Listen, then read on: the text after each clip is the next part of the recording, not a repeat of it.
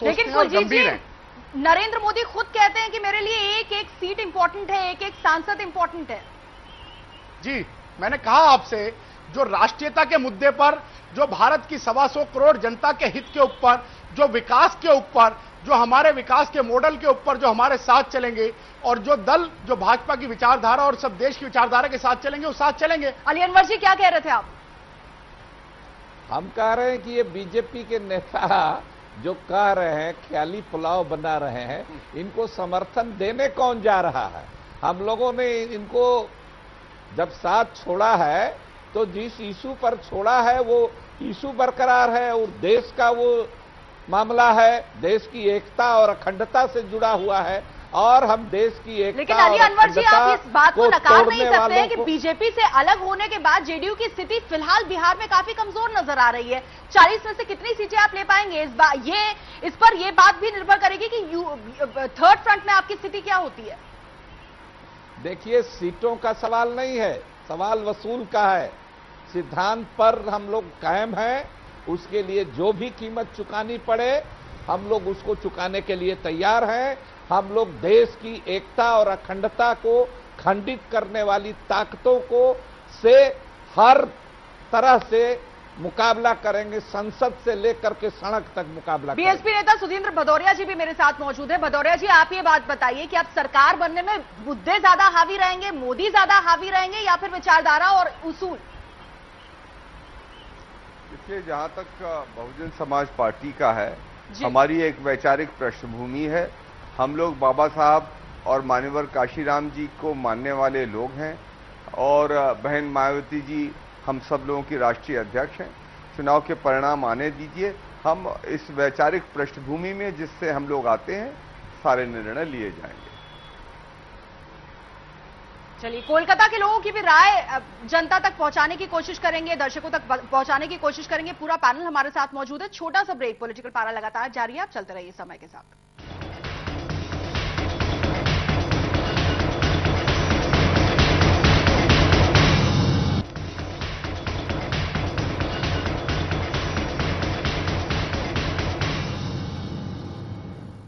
जी हाँ, आज पॉलिटिकल पारा में यही समझने की कोशिश कर रहे हैं कि किसकी बनेगी सरकार। समय संवाददाता रजनीश कुमार ने कोलकाता के लोगों की राय जानी, आपको दिखाते हैं।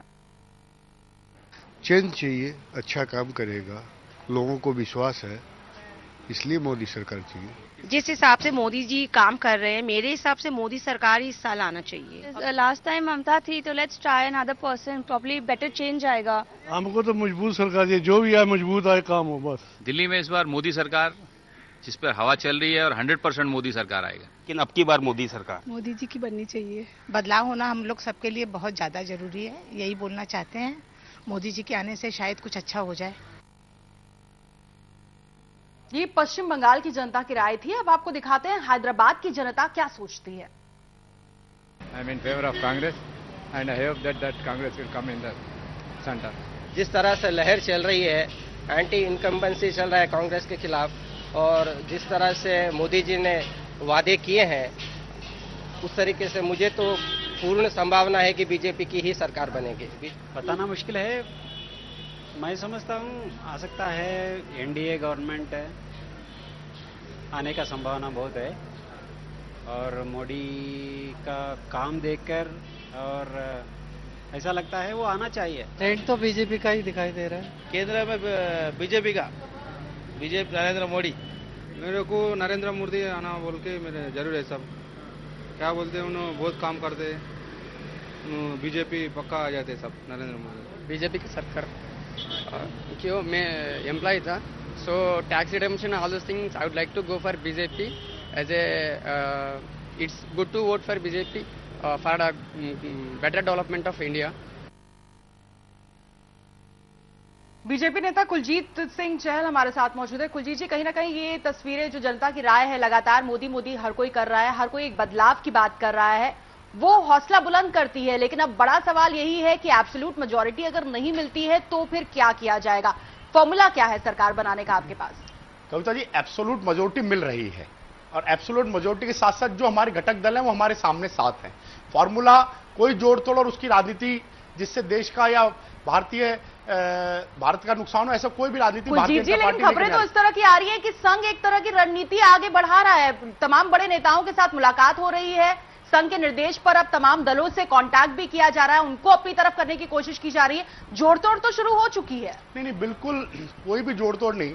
जब भारतीय जनता पार्टी अपने दम पर 272 से अधिक सीट लेके जा रही है, जो उसके सहयोगी दल और भारतीय जनता पार्टी के साथ जो दल हैं वो 300 से प्लस सीट लेके जा रही है, और आगे भी जिन चीजों की आवश्यकता जिस समय पे पड़ेगी उस समय उचित पार्टी के सीनियर लीडर निर्णय लेंगे। चलिए, कांग्रेस नेता जयवीर शेरगिल जी कुछ कहना चाहते हैं, कहिए। कविता जी, इस चुनाव में दो बातें कहना चाहूंगा। पहली, एक खासियत रही है, बीजेपी ने हमेशा ही समय से पहले अपनी ताजपोशी कर ली है, चाहे नकली लाल किला बना के झंडा लहराए या मिनिस्ट्रीज बांट ले। दूसरी, मुझे नहीं लगता कि इस इलेक्शन को एक जनरल एनालिसिस करना चाहिए, क्योंकि first time voter, women voter, कई राज्य ऐसे हैं जहां नेशनल मुद्दों पे वोट पड़ी नहीं। मैं पंजाब का उदाहरण देना चाहूंगा, इतना एंटी इनकम्बेंसी अकाली दल का था कि वहां लोकल इशू प्रॉपर्टी टैक्स पे वोट पड़ी। तीसरा, कई जगह ऐसे ऐसे बयान दिए गए जहां की पॉलिटिकल इक्वेशन बदल गई, पाकिस्तान भेज दिया गया, हनीमून जैसे शब्द या बदला। तो मुझे नहीं लगता कि ये चुनाव बाकी चुनाव से थोड़ा हटके है। वुमेन वोटर आप छत्तीसगढ़, राजस्थान, असेंबली सीट्स उठा लीजिए, परसेंटेज जिस तादाद से बढ़ रही है, उनके इश्यूज और हैं।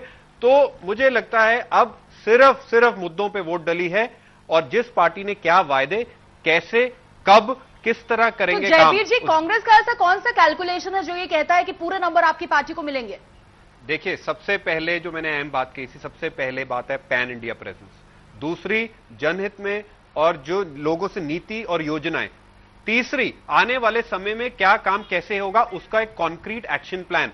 मैनिफेस्टो हमने 2 दिन पहले लॉन्च नहीं किया। हमारा सिर्फ प्रचार इस बात पे नहीं था कि आम आदमी बुरी है या बीजेपी बुरी है, हम अपने बल पे लोगों से वादा किया। लेकिन जयवीर जी, तमाम सर्वे तो इसी ओर इशारा कर रहे हैं कि 100 का आंकड़ा पार करना भी आपके लिए बहुत मुश्किल हो जाएगा। 100 की भीतर से बच जाएगी पार्टी। सर्वे 2004 और 9 में भी कई और तरफ इशारा कर रहे थे, उसका देख लिया। मैं एक ग्राउंड रियलिटी बता रहा हूं कि सिर्फ डेवलपमेंट और इश्यूज पे वोट हुई है, और वो कांग्रेस के हक में जाएगी। चलिए, जेडीयू नेता अली अनवर जी हमारे साथ मौजूद है। अली अनवर जी, आपकी ग्राउंड रिपोर्ट क्या कहती है, किन मुद्दों पर वोटिंग हुई है इस बार, क्या तस्वीर बदल सकती है इस बार?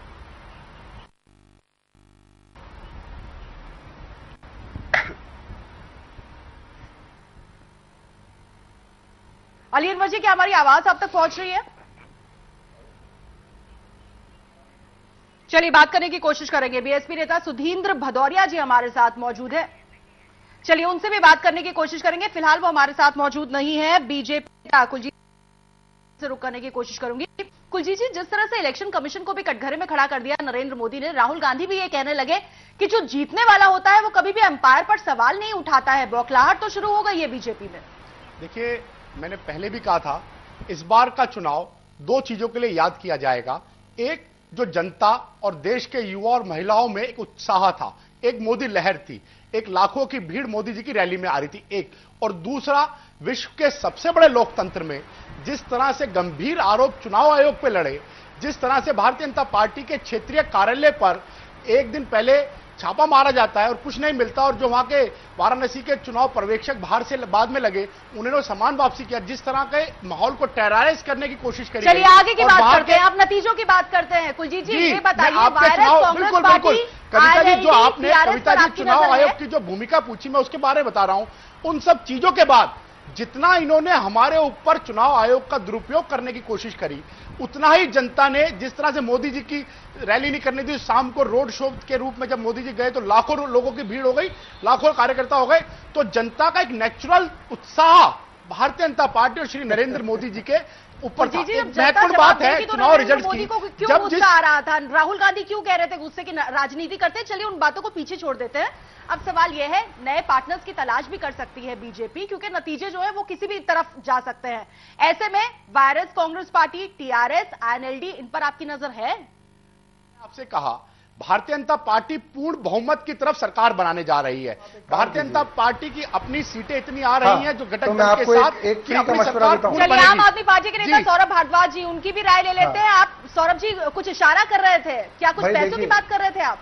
भाई देखिए, सुनिए मैं आपको बताता मैं कह रहा हूं कि ये चुनाव इतिहास में जाना जाएगा कि इसके अंदर पैसे का ऐसा नाच नचाया गया है, इतना हजारों करोड़ रुपया बीजेपी ने बहाया है कि इन्होंने एक संस्कृति को इस देश में जन्म दे दिया है कि भाई जो जितना पैसा बहाएगा, जितनी बड़ी मार्केटिंग कंपनियों से लाएगा, वो एक झूठा हाइप क्रिएट कर सकता है। अब वोटर मैनिपुलेट होगा नहीं होगा ये हमें 16 तारीख को पता चलेगा। दूसरी बात, ये इतने कॉन्फिडेंट है कि इनको मेजॉरिटी मिल रही है, तो क्यों नहीं ये बीजेपी के दफ्तर के बाहर एक बड़ा बड़ा बोर्ड टांग दें कि हमें कोई घटक दल नहीं चाहिए, हमें कोई अलायंस नहीं करना। ये क्यों नहीं आज टेलीविजन चैनल पे सवाल का जवाब लूंगी। जेडीयू नेता जो पैसे की बात सौरभ जी ने कही, आज भी इनके नेता अरविंद केजरीवाल साहब पर और मनीष सिसोदिया जी पर फोर्ड फाउंडेशन को मिले हुए पैसे का जवाब देने के अनेकों आरोप हैं। एक बात। दूसरी बात, पैसे से देश नहीं चलता। पैसे तो बहुत लोग लेके बैठे हैं बड़े करे। जब जनता में उत्साह और प्रचार में एक तीव्रता होती है तभी जनता और वो चीजों के सौरभ जी, अदरवाइज पैसे के गंभीर आरोप जिस तरह के आम आदमी पार्टी में लगे, जिस तरह से चुनावी नतीजों की बात कर लेते हैं। देखिए, ये आरोप प्रत्यारोप, ये सवाल, ये बदले में सवाल, ये जनता ने बहुत देख लिया है इतने दिनों तक। 1.5 महीने का पूरा कैंपेन चला था। अब बात ये करते हैं कि नई सरकार जो बनेगी वो तस्वीर किस तरह से उभर कर सामने आ सकती है। जेडीयू नेता अली अनवर जी हमारे साथ मौजूद हैं। अली अनवर जी, ये बताइए, बीजेपी ने 25 पार्टियों के साथ प्री पोल अलायंस किया है। 10 रीजनल पार्टीज जो है नॉर्थ ईस्ट की वो साथ में आ गई हैं। अब तो नहीं लगता किसी तरह की मुश्किल होनी चाहिए पार्टी के लिए सरकार बनाने के लिए? देखिए, इनके घटक दल तो पहले से है ही, अब ये लटक दल की तलाश में है। इसका मतलब कि इनको खुद भी लग रहा है, और जैसी खबरें आ रही हैं, इनके नियंता नियामक तो संघ परिवार है ना। दुनिया में मैडम कविता जी, ऐसी पार्टी आपने नहीं देखी होगी जिस पार्टी का कोई निर्णय बाहर बैठा एक सांस्कृतिक संगठन रिमोट कंट्रोल से करता है, और उस संगठन में कभी चुनाव नहीं होता, कोई उत्तरदायित्व नहीं होता। ये डेमोक्रेटिक जो सिस्टम है, जो पार्लियामेंट्री सिस्टम है, उसमें उत्तरदायित्व विहीन कोई नियामक हो, ये बहुत खतरनाक बात है। इसको पूरे देश को कुलजीत जी जवाब दीजिए। संघ के इशारों पर चलते हैं, अगर नई सरकार बनती है तो क्या रिमोट कंट्रोल नागपुर में होगा? ये इनके तर्कश में कुछ तीर नहीं बचे। जो तीर के निशान पे बात करते हैं खाली हो चुका है। जो समर्थन और उसकी बात करेंगे। एक, जिस तरह आज की डेट में इनके राज में बिहार में अराजकता देखी जा रही है, ऐसा पूरे देश में कहीं नहीं देखा है। 2, तीसरा, अगर आप किसी के ऊपर आरोप लगाने से पहले 3 उंगली अपनी तरफ होती है। किस तरह की कलह और किस तरह का आंतरिक कलह जेडीयू में वक्त की कमी है, इसलिए क्लोजिंग कमेंट भी साथ में दे दीजिए। सरकार कैसे बनेगी बीजेपी की? भारतीय जनता पार्टी नरेंद्र मोदी जी के नेतृत्व में पूर्ण बहुमत से सरकार बनाने की तरफ जा रही है। 16 तारीख को अंधेरा छटेगा, सूरज निकलेगा और श्री नरेंद्र मोदी जी के नेतृत्व में भाजपा का चलेगा। कांग्रेस नेता जयबीर शेरगिल जी हमारे साथ मौजूद है। जयबीर जी, आप बताइए, कांग्रेस कहां होगी 16 मई को? कांग्रेस 2004 और 9 से आगे ही होगी। बीजेपी का भ्रम, जो गैस का गुब्बारा, वो फटेगा।